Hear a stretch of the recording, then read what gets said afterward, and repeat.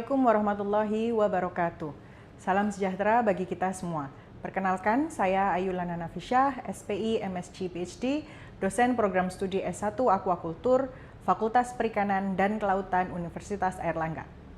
Pada unsur pengajaran, saya diberikan amanah sebagai dosen pengampu dalam tim teaching mata kuliah planktonologi. Mata kuliah ini diberikan pada mahasiswa semester 3 dengan beban belajar 3 SKS yang terdiri dari perkuliahan dan praktikum.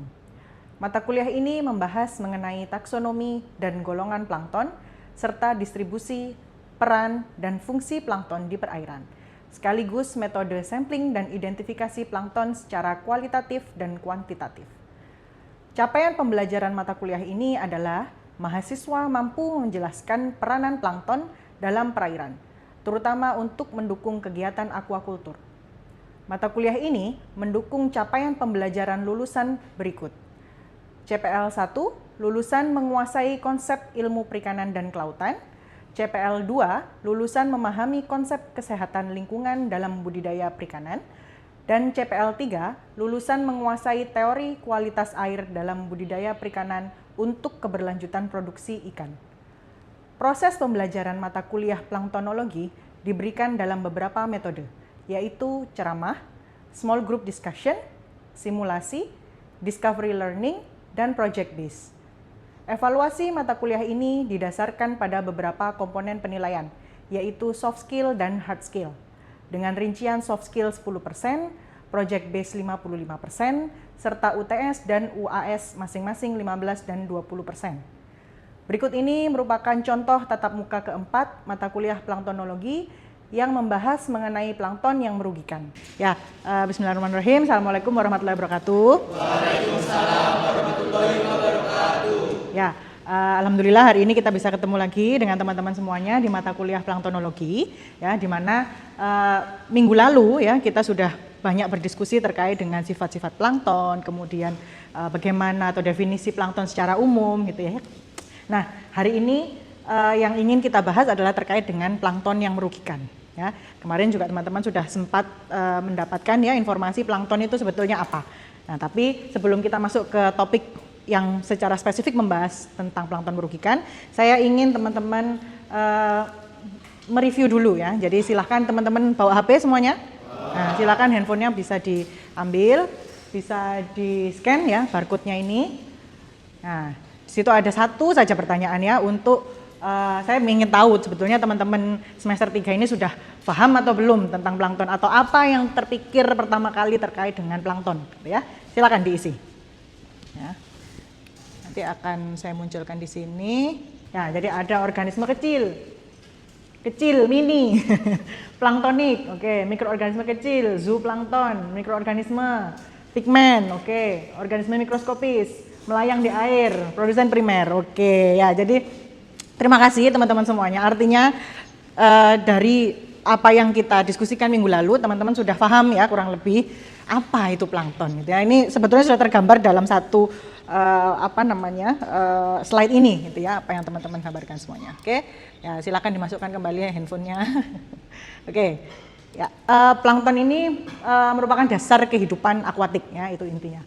Dan kalau dilihat dari definisinya ya, dia itu berasal dari kata planktos sebetulnya ya, dari bahasa Yunani ya, artinya adalah drifter. Jadi tadi betul teman-teman yang menjawab ya, tadi ada melayang di air ya, karena memang secara definisi yang namanya plankton itu mereka tidak mampu melawan arus gitu ya. Makanya di sini saya tuliskan dia sebagai organisme mikroskopis ya, yang menjadi dasar piramida makanan akuatik dan dia hanyut bersama dengan arus gitu ya. Itu secara umum. Meskipun sebetulnya secara khusus gitu ya, ada juga plankton yang dia bisa bergerak gitu ya, bukan berarti plankton itu diam sebetulnya, tapi karena dia organisme yang kecil dan dia alat geraknya itu terbatas gitu ya, dengan arus yang begitu luar biasa, maka dia tidak bisa melawan arus itu gitu ya. Oke, nah ini gambaran juga bahwa plankton baik fito maupun zoo itu dia menjadi dasar dari semua proses makan memakan yang ada di akuatik ya. Meroplankton ini adalah plankton yang dia akan pada siklus tertentu ya, dia akan tumbuh menjadi organisme non planktonik gitu ya. Artinya dia bukan plankton sejati. Masih ingat? Ya. Oke, kalau holoplankton sebaliknya, ya dia sepanjang hidupnya dia menjadi plankton sejati, gitu ya. Nah, kalau dari gambar ini, ya kira-kira saya pengen tahu teman-teman paham atau tidak ini mana dari 4 gambar ini yang termasuk kategori meroplankton? Siapa yang bisa jawab? Silakan angkat tangan. Silakan boleh angkat tangan.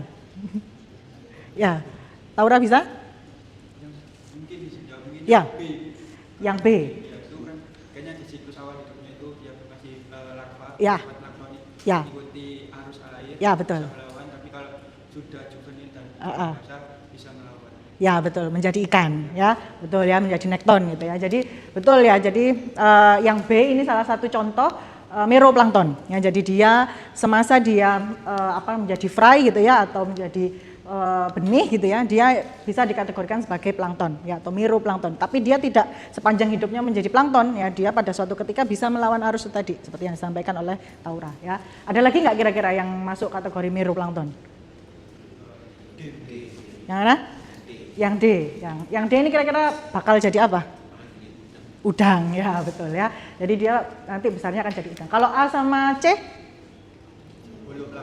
Holoplankton ya. Jadi yang A ini termasuk zooplankton ya, yang B ini contoh untuk fitoplankton ya.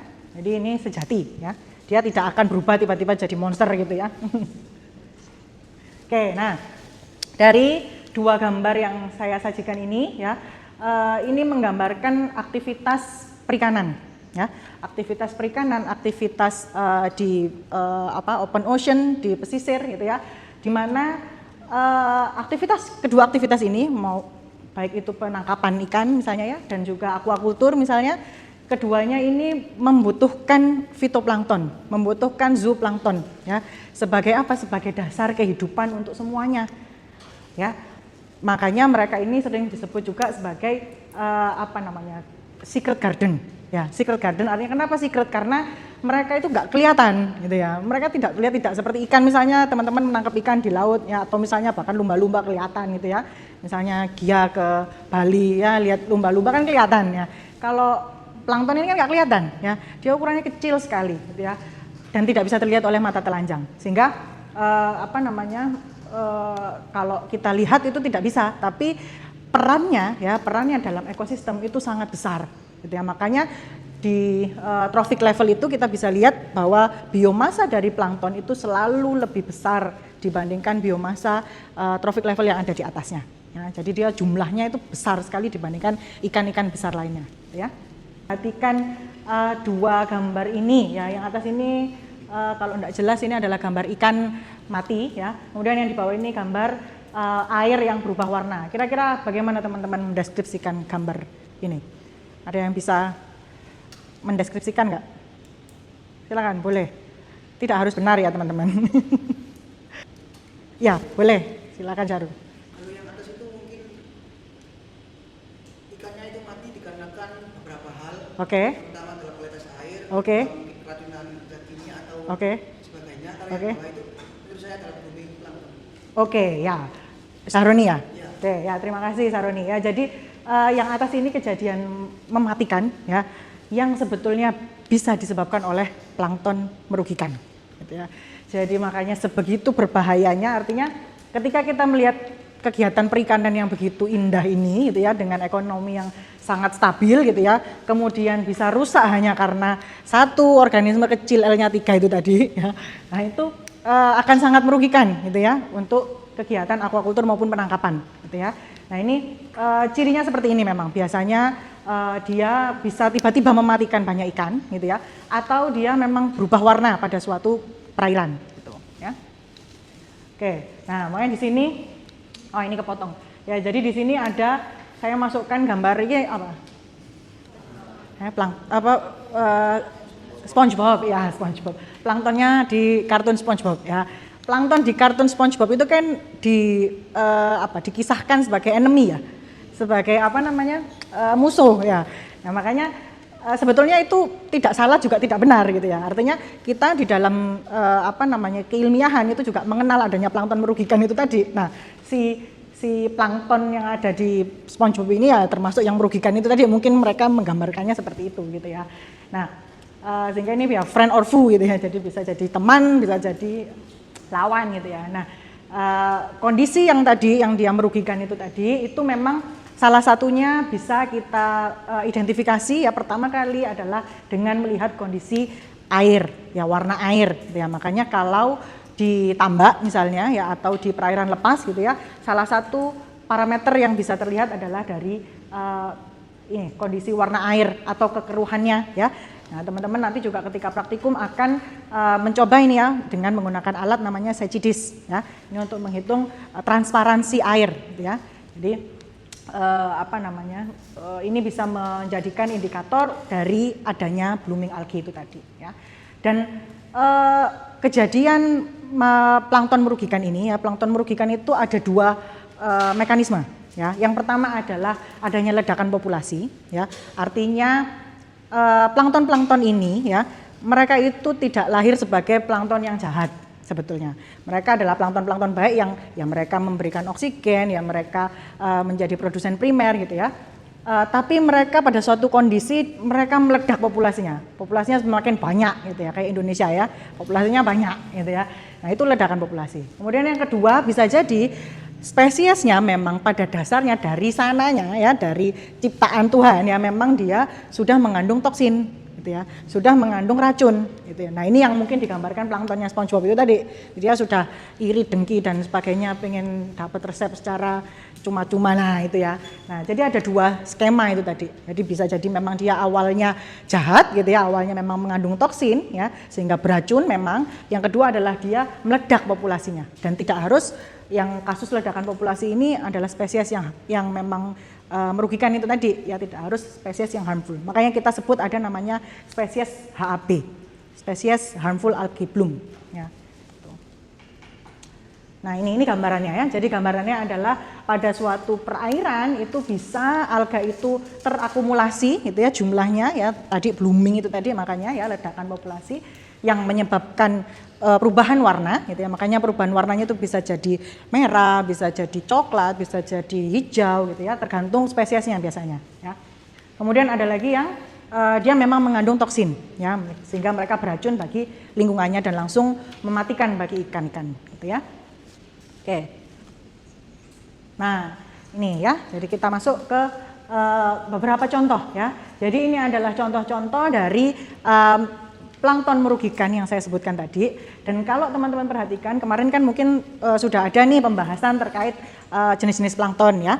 Nah, jenis-jenis plankton itu kalau teman-teman perhatikan itu kan secara gambaran itu warnanya lucu gitu ya, warnanya hijau, coklat gitu ya. Nah, memang beda dengan ambience kalau teman-teman memperhatikan plankton merugikan. Ya, spesies merugikan itu dia khasnya adalah kalau saya sebut itu dia seperti alien bentuknya, yang nggak jelas gitu ya, yang nggak bunder, yang tidak panjang, tidak pendek gitu ya, nggak ada ciri khusus gitu ya. Ya, intinya ketika teman-teman melihat ada gambaran fisik yang aneh ya, itu kurang lebih kemungkinan besar adalah plankton merugikan ini gitu ya. Dan plankton-plankton ini Prorocentrum ya, kemudian Alexandrium, Dinophysis, Serratium, ini mereka semua itu mengandung toksin ya.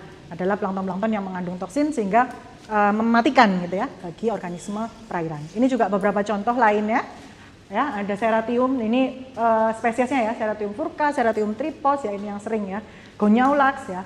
Kemudian ada Gymnodinium ya. Ini macam-macamnya.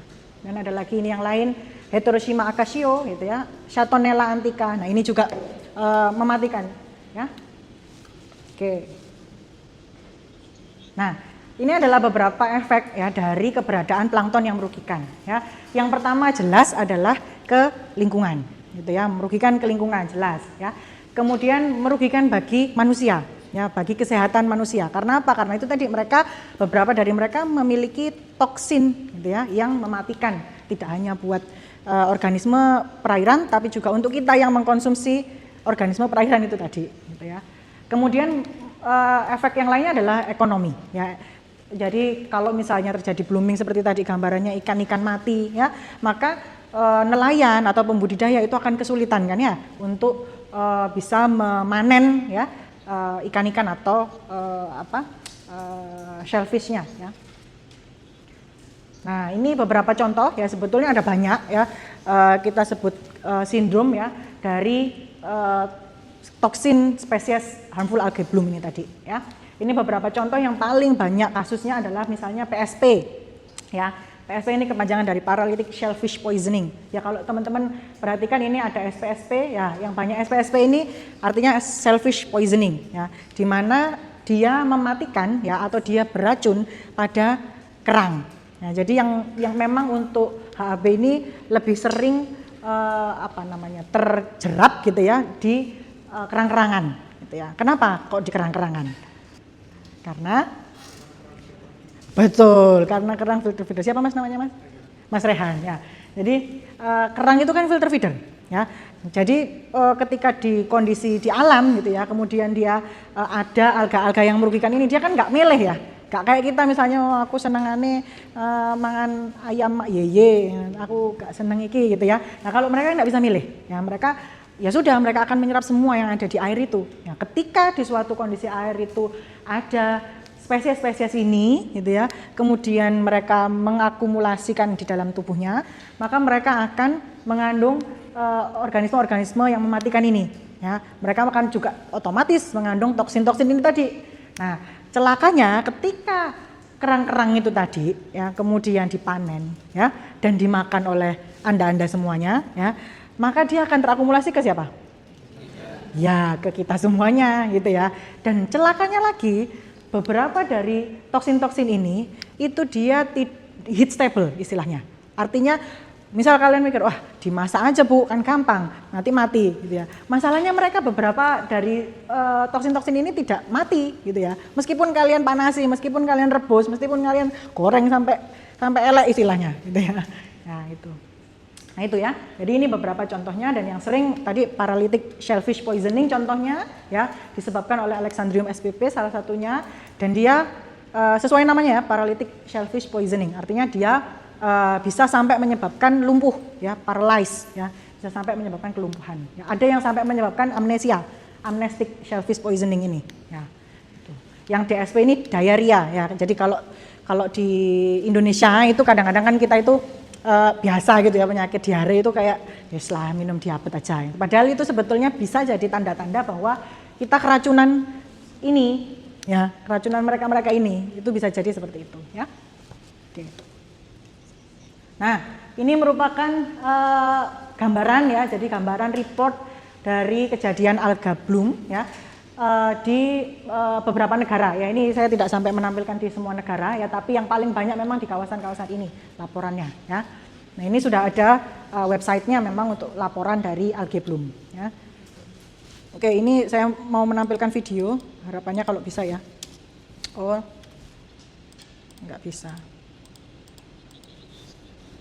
Oke ya ini nanti ada video karena saya kesulitan untuk open di sini nanti ketika sudah di rumah mungkin ya silakan kalian bisa buka ini ya ini laporan kejadian blooming yang baru-baru saja terjadi di Australia gitu ya dan mematikan untuk banyak organisme dan kejadian blooming ini tidak hanya terjadi di Australia tadi ya ini Australia ya ini 7 Juli 2025 kalau yang di video tadi sebetulnya 2026 gitu ya ini ada lagi di Amerika ya di waduk gitu ya danau atau waduk saya lupa ya nah ini kemudian ada lagi di danau ya di danau di Jepang ya artinya apa artinya bahwa blooming algae itu tidak hanya terjadi di pesisir di air laut ya meskipun memang banyak spesies harmfulnya itu di air laut ya banyak spesies laut tapi ketika kita melihat ada kejadian di perairan tawar ini maka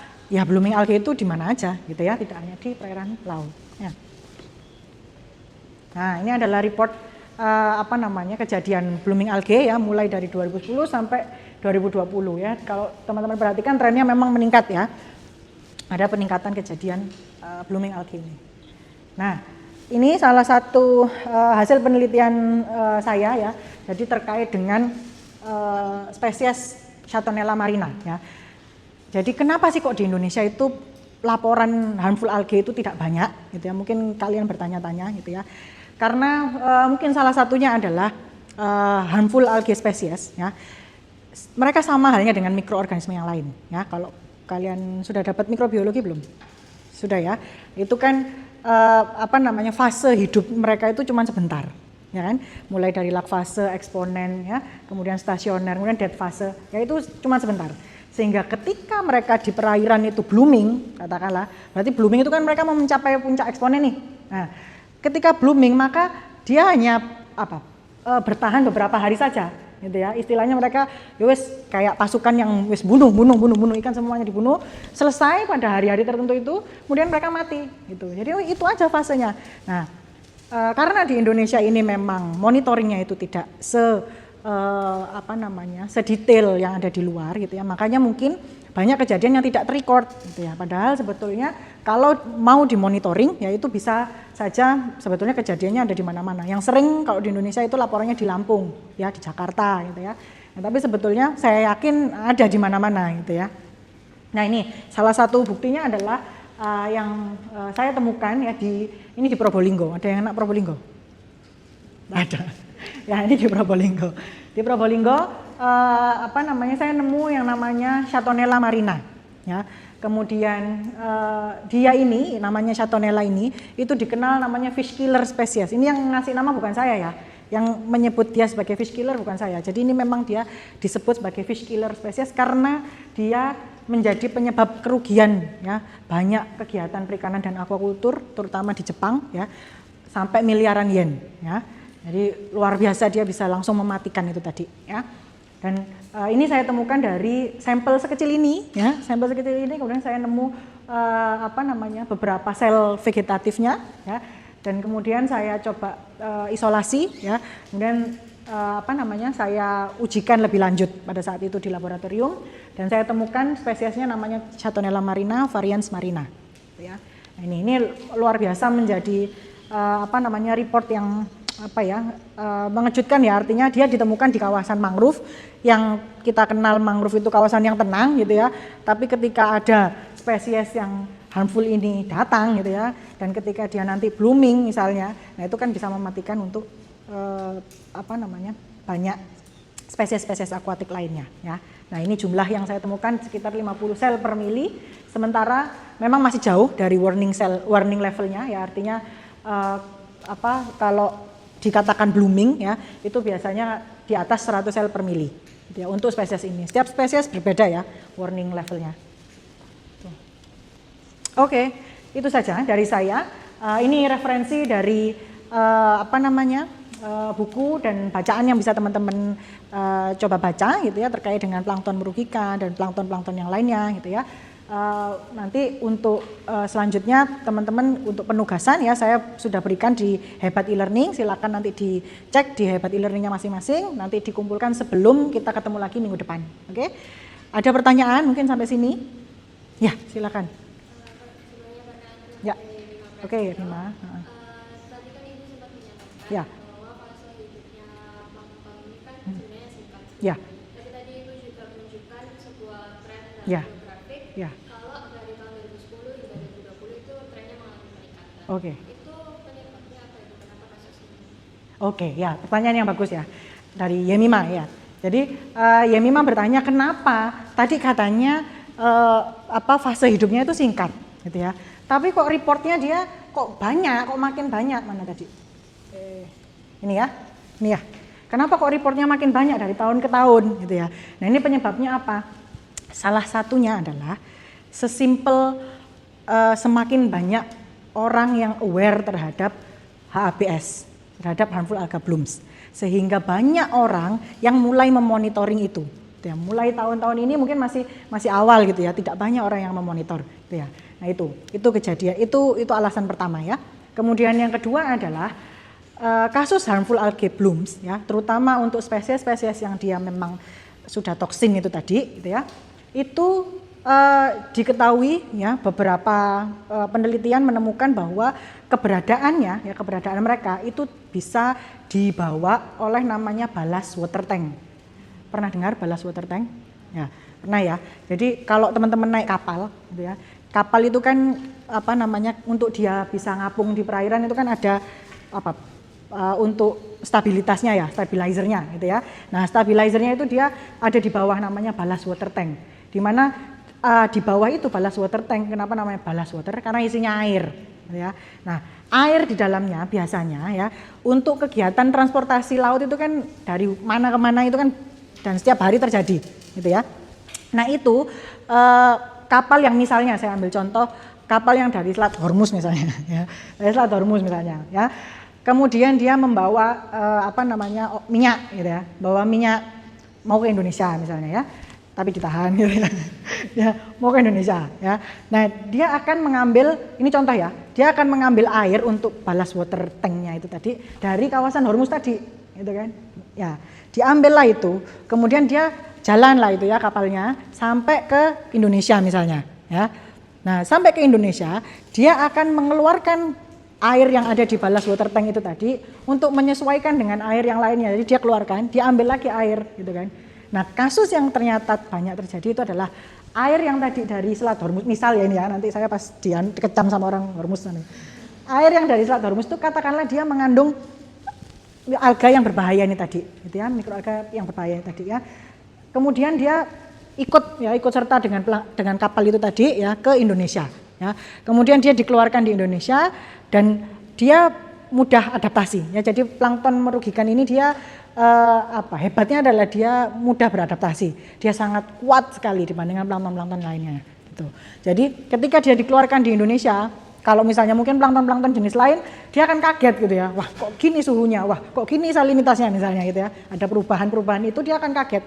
Tapi plankton merugikan ini khususnya mereka biasanya memang kuat, adaptif mereka gitu ya. Jadi ketika dikeluarkan di Indonesia misalnya di Selat Madura misalnya gitu ya. Nah, dia akan bisa beradaptasi gitu ya dengan apa yang ada di Selat Madura. Nah, inilah salah satu juga yang hal kedua yang menyebabkan kenapa laporannya semakin banyak gitu ya. Jadi adanya secara tidak langsung gitu ya migrasi dari satu negara ke negara lainnya. Makanya juga banyak kasus misalnya spesies jenis A gitu ya, itu ditemukan di negara misalnya di Venezuela gitu ya, tiba-tiba dia ditemukan di Indonesia misalnya. Nah itu kan nggak masuk akal kan, mereka kan nggak kayak teman-teman yang bisa naik perahu, naik pesawat gitu ya, kan mereka ya nggak bisa melayang itu tadi gitu ya, mereka hanya ikut arus aja gitu ya, sehingga salah satu penyebabnya yaitu tadi mereka terangkut ya ketika proses transportasi oleh kapal itu tadi gitu. Itu hal yang kedua. Hal yang ketiga penyebab kenapa reportnya semakin lama semakin naik ya adalah populasi di seluruh dunia itu secara umum ya, ini saya bilangnya secara umum meningkat gitu ya, terutama di negara-negara berkembang ya. Nah peningkatan jumlah manusia ya itu kan sebanding dengan peningkatan konsumsi. Peningkatan konsumsi juga sebanding dengan peningkatan buangan ya, sampah gitu ya. Buangan sampah ya dari rumah tangga atau dari industri itu kan akan menjadi nutrien. Ya kan? Akan menjadi nutrien di perairan. Nah, nutrien di perairan inilah yang akan menjadi salah satu sumber utama untuk makannya mereka gitu ya. Dan memang spesies harmful alga ini gitu ya, itu mereka kalau misalnya dikesandingkan sama kelompok-kelompok plankton yang lainnya, itu mereka lebih geragas gitu ya, apa bahasa Indonesianya geragas, lebih rakus gitu ya, jadi mereka lebih rakus dan lebih banyak menghabiskan nutrien itu tadi, sehingga ketika mereka mengabsorb banyak nutrien maka mereka akan meledak populasinya. Nah itu jadi itu 3 hal penyebab utama ya sebetulnya kenapa report algae bloom ini semakin lama semakin meningkat. Itu ya memang cukup. Oke. Ya, jadi mungkin itu saja karena waktunya juga sudah terbatas ya untuk perkuliahan hari ini. Kurang lebihnya mohon maaf teman-teman semuanya ya, jangan lupa tugasnya dikerjakan ya dan dikumpulkan sebelum pertemuan minggu depan. Oke. Terima kasih untuk perhatian dan juga partisipasinya. Saya akhiri, selamat pagi. Assalamualaikum warahmatullahi wabarakatuh. Demikian deskripsi singkat dari saya, semoga memberikan gambaran mengenai perkuliahan planktonologi. Video ini saya gunakan sebagai syarat unjuk kerja Tridharma Perguruan Tinggi atau PDD UKT-PT. Terima kasih. Wassalamualaikum warahmatullahi wabarakatuh.